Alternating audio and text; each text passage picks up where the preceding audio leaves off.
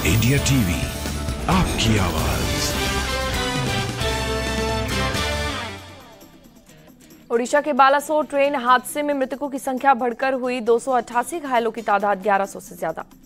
अस्पताल में भर्ती 382 लोगों में अब भी कई लोगों की हालत गंभीर, 793 लोगों को अस्पताल से मिली छुट्टी। बालासोर में दुर्घटना वाली जगह पर रेस्क्यू ऑपरेशन अब भी जारी, ट्रेन के डिब्बों को हटाने का भी चल रहा है काम।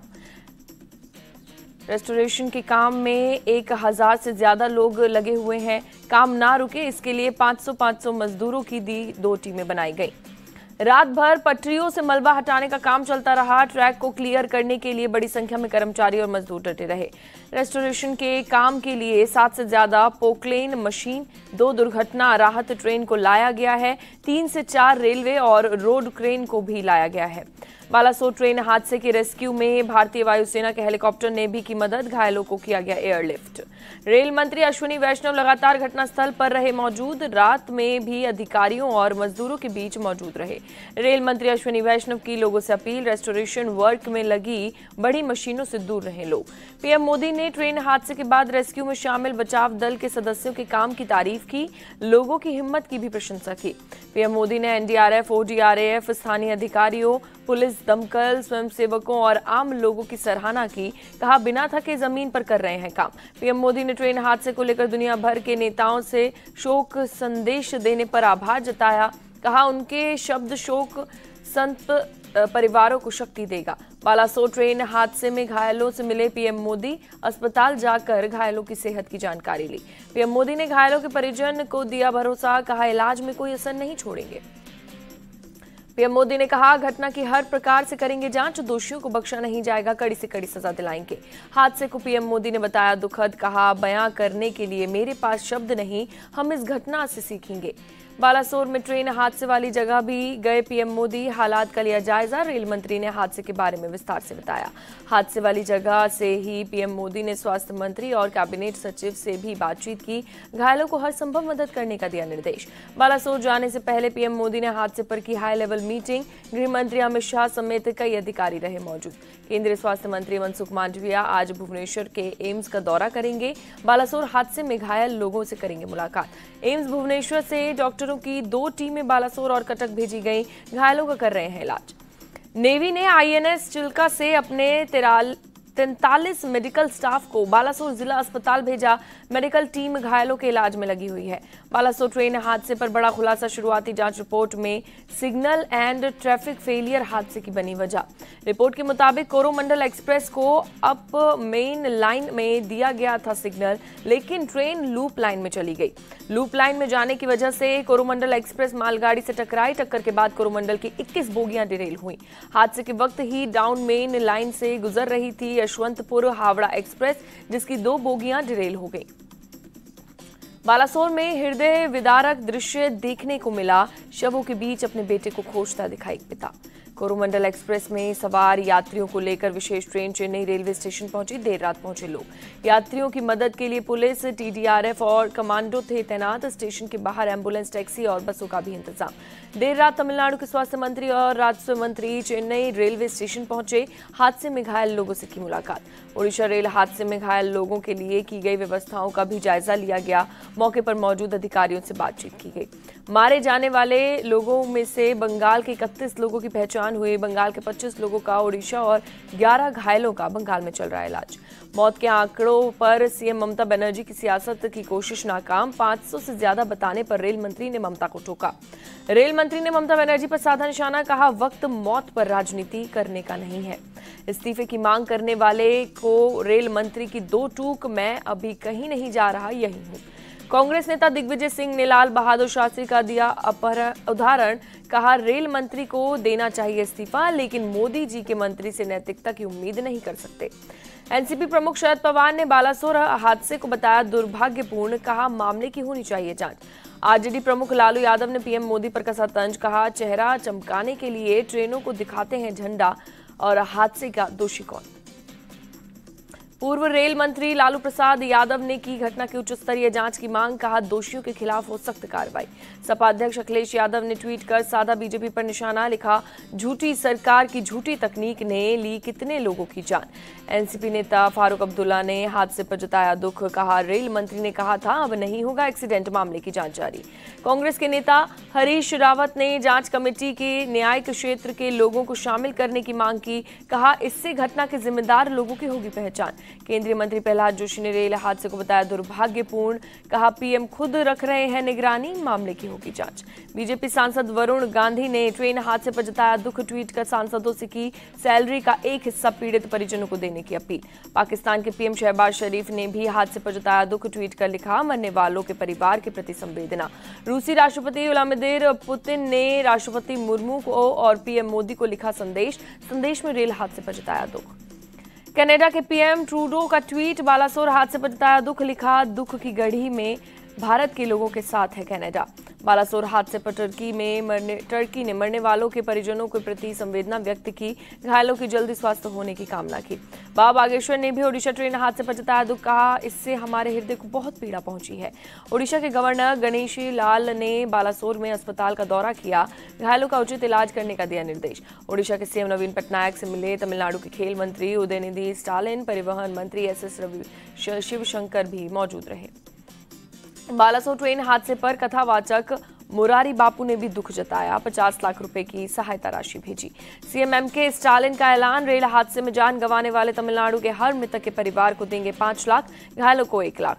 बालासोर हादसे पर कांग्रेस अध्यक्ष मल्लिकार्जुन ने तमाम पार्टियों से की अपील, कहा इस समय सबको एक होकर मदद करनी चाहिए। बालासोर में हालात का जायजा लेने के लिए जाएंगे कांग्रेस नेता अधीर रंजन चौधरी और ए चेल्ला कुमार, कांग्रेस अध्यक्ष ने दिए निर्देश।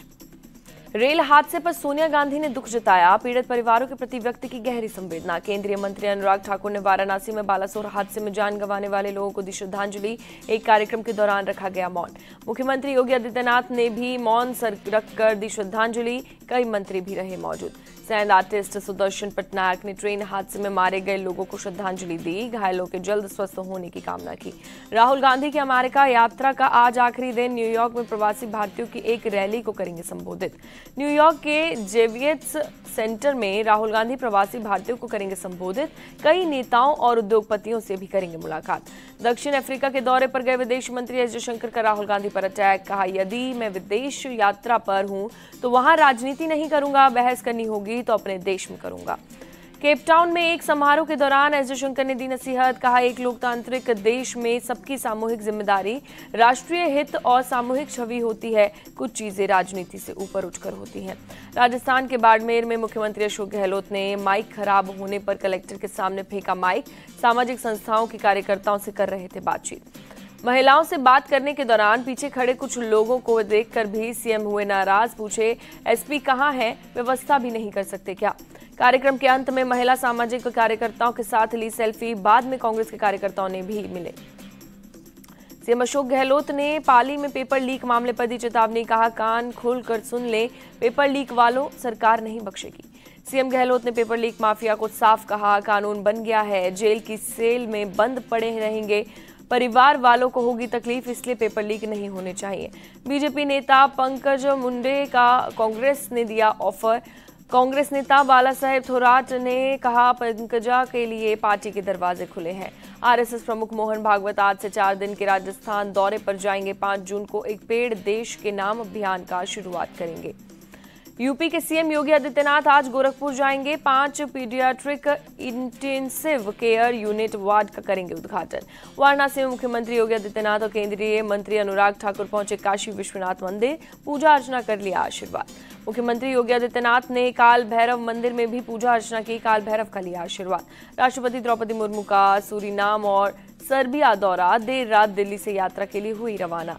रेसलर्स के समर्थन में आज सोनीपत के मुंडलाना में होगी खाप महापंचायत, बजरंग पुनिया, साक्षी मलिक और फोगाट बहनों सहित कई खिलाड़ी करेंगे शिरकत।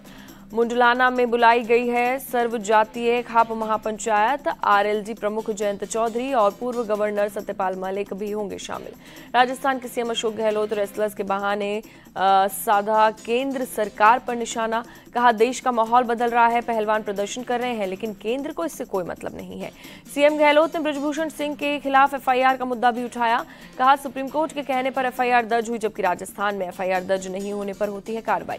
बागेश्वर धाम के पीठाधीश्वर पंडित धीरेन्द्र शास्त्री ने वडोदरा में लगाई हिंदू राष्ट्र की हुंकार, कहा शेरों की तरह सड़क पर आकर हिंदू राष्ट्र के लिए ललकारो।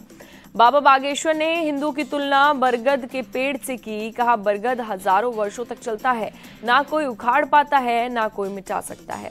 बाबा बागेश्वर ने वडोदरा के लोगों से तिलक और झंडा लगाने की अपील की, कहा 40% लोग भी तिलक लगा लें तो भारत हिंदू राष्ट्र हो जाएगा। बाबा बागेश्वर ने किया लव जिहाद का जिक्र, कहा हमारी भोली भाली बहन बेटियों को फंसा कर ले जाते हैं और उनकी बोली लगाते हैं। बाबा बागेश्वर ने दी चुनौती, कहा अब भारत में रहना होगा तो सीताराम कहना होगा, नहीं तो अपना बोरिया बिस्तर बांधो और जाओ। दिल्ली में आज यमुना संसद का होगा आयोजन। यमुना को साफ करने के प्रति जागरूकता फैलाना मकसद। दिल्ली के एलजी मंत्री और सांसद रहेंगे मौजूद।